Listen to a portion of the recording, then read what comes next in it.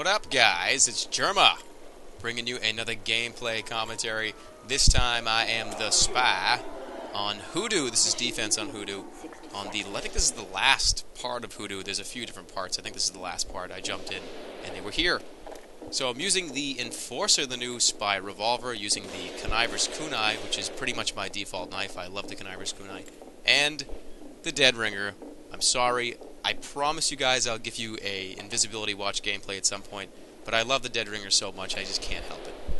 So, I'm going to give you guys a very, very quick spy tip. This is something that I never see people do. Most spies do not do this, and they get themselves killed. Within the first 5 seconds of the gate opening, do not go anywhere.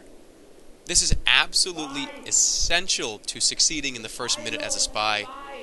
You'll see what happens here. When it gets down to about 10 seconds, what you see most spies do is they'll get right up in front of the gate, and they'll either have the cloak and dagger and they're cloaking, or they're hiding behind a wall right next to the gate. And then right when the doors open, it's like, boom, they're dead instantly, because there's so much spam and there's so much crap going on in the first 10-15 seconds of a match. You're never going to get behind anybody, and you're just going to get killed by spam. So just don't run up to the gates and try and do something in the first 5 seconds. See, about 20 seconds went by, and there's a lot of options that I have here now. I kind of got a little screwed over there because I went for a kill that he was already pretty much dead. But now I'm behind a bunch of people, and I'm not guaranteed to die instantly. Even though I do fail pretty miserably right here, the point still remains. Don't just run out into the gates when the gates open, or don't run right into somebody the second the gates open. Stay back, count to about 20, and I guarantee you'll have more success than you did before. So they're starting to get on the card here. There's about 2 or 3 of them. They get very, very far up in a very short amount of time. This seemed like it was going to be just a throwaway gameplay. I didn't think we were going to win. I didn't think anything was going to happen, or it was going to be that cool, because as you see, they're really rolling up to the point here. I get a few kills here. I get this demo man because he's going the wrong direction. I don't know where he was going. He was going over here for some reason into this little nook. Don't ask me what he was doing. Maybe he was looking for ammo or something. I'm not sure. I get this sniper. And then this sniper, watch this. This is kind of funny. He's just kind of aiming all over the place and standing still. He might have been a free-to-play guy, but welcome to Team Fortress 2. My name's Gabe Newell. Hopefully it'll have been worth the wait. So anyways, Hoodoo is one of the best spy maps there is. If you want to practice as a spy, if you don't play spy that well, go to Hoodoo and play Hoodoo, get familiar with Hoodoo, because there are so many nooks and crannies you can hide in at Hoodoo, more than any other map in Team Fortress 2. It's almost like they made this map specifically for spies to do well, because there's a spot back there, there's like 3 or 4 nooks and crannies here. There are these tall rocks that you can hide behind that are just as big for a person to get behind them. Me and this pyro get in a little duel. I end up killing him, but it comes back and bites me on the ass in a minute. But see these rocks? See these really high rocks? You can just stand behind them and decloak, and no one will ever see you. So 100%, this map is completely recommended if you want to learn how to play spy better or hone your already spy skills. So this soldier walks by on fire, and this sniper is in the way, so I think I'm going to shoot him, but no, I just decide to stab him instead. Pyro comes up behind me, gets his revenge with a nice crit with the power jack. And now that I have about a minute or two, I want to just quickly describe and answer a question that a lot of you have asked me. I get at least 1 PM a day, or 1 comment a day, asking why my graphics are so low, and why my graphics look like they're from like 1998. I play in DirectX 8, so I'm sorry if that bothers some of you guys, and I'm sorry if you have to deal with it, but there's not going to be a change anytime soon. I've had to play in DirectX 8 since way back when, I think it was like almost a year ago. Team Fortress 2 came up with an update that changed the way that particle effects were rendered on computers.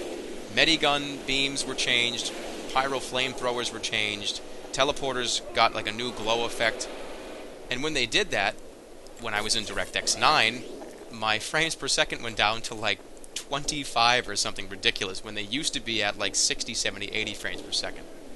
I went to DirectX 8, and the problems completely and totally went away. So they still haven't fixed this, because I've tried to go back to DirectX 9 before, Right before I was going to do these commentaries, I tried it, and it still didn't work. I still was getting terrible frames per second. I've tried everything, so don't leave a comment telling me to change my video drivers or something, because I've already done it. So I come up behind this heavy, get him with a backstab, and I want to talk about another tip.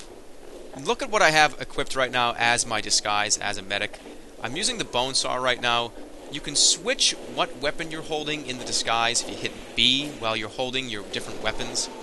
Too many spies walk around if they're disguised. Let's just say you're disguised as the medic, right?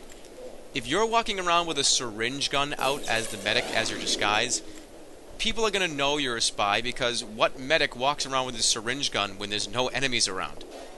So make sure you're aware of the different items that people are holding in different situations. It'll save you a lot of spy checking. So me and this sniper are going toe-to-toe. He covers me with the Giarotti. I think he's going to get me with a kill because it would take one shot, but I end up getting him. And this revolver is really, really fun to use. It's really, really powerful. The whole point for me coming back here was to take out the teleporter.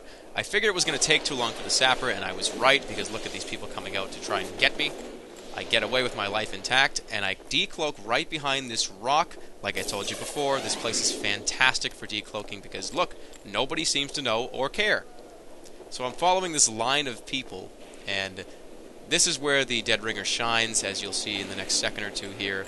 Get this engineer, get the sentry gun, pull out the Dead Ringer, run behind everybody. You know you're just going to die. Just use it. Don't be afraid to take this thing out. Get behind every single person again. Make sure you don't decloak right next to somebody because they'll hear it. Come right back up with the way I came originally, and we're going to do it all over again. This time I get about 3 or 4 kills in a row. I get this engineer, get that medic, and the heavy he was healing. Pull it out, rinse and repeat again. That's the best part about the Dead Ringer, is if you have a set route, pretty much plan out a route you're going to take and just do it every single time.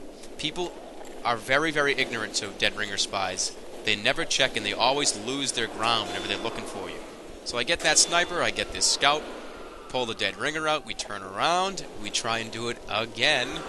This engineer knows I'm around. He is starting to wise up a little bit to Dead Ringer spy, which is me. Cloak right behind these rocks, because it's awesome. Hoodoo is awesome. Come up here, I try to jump and get that sentry. It doesn't work, it's too far away. And right here is a completely and totally horribly embarrassing thing. I could have guaranteed killed this medic with one shot with the revolver, but I slipped up 5 times in a row, and I took out the sapper, and then I took out the disguise kit. So that was pretty embarrassing, but it was a pretty good run. I think I killed maybe 6 or 7 people in that life, so pretty good run. And a million people are going to comment telling me, Jerma, you used the quick switch. Why are you using the stupid slow switch thing? I'm just so used to using it. I can't do the quick weapon switch. I cannot do it. I refuse to try because I've tried it before. Just not happening. So I have to deal with that sometimes because I can't do it any other way. So I get this sniper, pull out the Dead Ringer, try and go back to my usual position, my usual spot, get some more cloak, get some health. Decloak, I come back up these stairs, and this is another embarrassing moment, so I can't explain this. I should have just sapped that stupid mini-sentry, because otherwise I would be in no trouble at all. But nope, I'm a moron, and didn't sap that sentry. I looked at it, and I was like, I should probably sap that. But I didn't. I just went straight for the engineer kill, and that was a dumb move. But I guess to be fair, this last part of Hoodoo here, this huge choke point up here on the right, you could potentially see 10, 12, maybe if there's a 15-player server, 16-player server, everybody comes through this doorway. Very rarely will you see, maybe 1 or 2 people will go the other way to come up what that cliff is. But for the most part, people all go this way, so it's hard to get behind people. This soldier knows, he shoots me, and I die instantly. I had the kunai, so obviously I die in 1 rocket. But it's tough with this last point. This is a huge choke point. Everyone's just stuffing. Both teams are just stuffing into the small area. And especially if you're playing with the regular invisibility watch or the cloak and dagger, forget about playing spy at this point of the match. Go to pyro or switch to Dead Ringer, because it is just not possible. So I don't even try to go into that room because of what happened the last 2 times. I sit out here thinking that maybe somebody will come around the corner and I can pick them off. And this is actually kind of funny. They get an Uber, and I'm an engineer right now, and I'm just going to stand right behind the heavy, and no one's going to do anything about it, and bang, he's dead. So I thought that was pretty funny that I'm just an engineer, just like, hey, we're gonna get this captured. We're gonna do it. Just standing behind the heavy, and when people are like, oh, that's normal. That's okay. So I'm pretty screwed here. Everybody's in this room. I think I get one kill, like right here, this sniper. No, I do. Don't worry, I'm watching. So I kill that sniper. This heavy's coming around the corner. See, this is what I was talking about. It is like bumper cars right now. Like, what was I supposed to do in that situation? You know what I mean?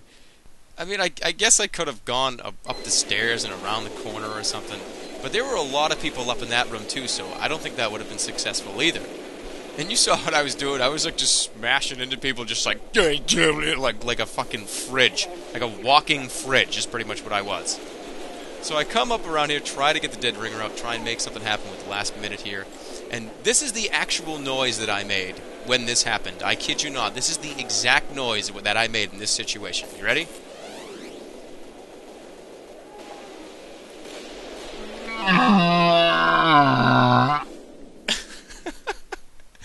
I saw him come around the corner, and I just was like, no! There's nothing I could have done, though, because I'm an idiot, and they built a sentry, so they're starting to do a little bit of a push. We end up winning it anyways, because it's only about 20 seconds, and the card is now moving backwards. So I figure I have to make at least something happen here at the end. That medic comes out and tries to Uber that heavy, but he has to go with an engineer instead, which I think is hilarious. He has that stupid treasure hat on. So I do make something happen in the end here. It's 5 seconds left, so this doesn't really matter. But I get the engineer and his sentry gun, and look at the card. I was freaking out. I was like, "Oh shit! I better get out here." And I kill this heavy. I sap him. See, I sapped that heavy. So we end up winning. They don't get enough people on the card, and I believe I get top score. I think I do, but who cares? Who gives a shit about that, anyways? Thank you guys so much for being here and for watching. I appreciate it. And we're getting closer to 500. There's like 420 or something now or something like that. So we're getting close before, I start to show myself. So keep it coming, baby.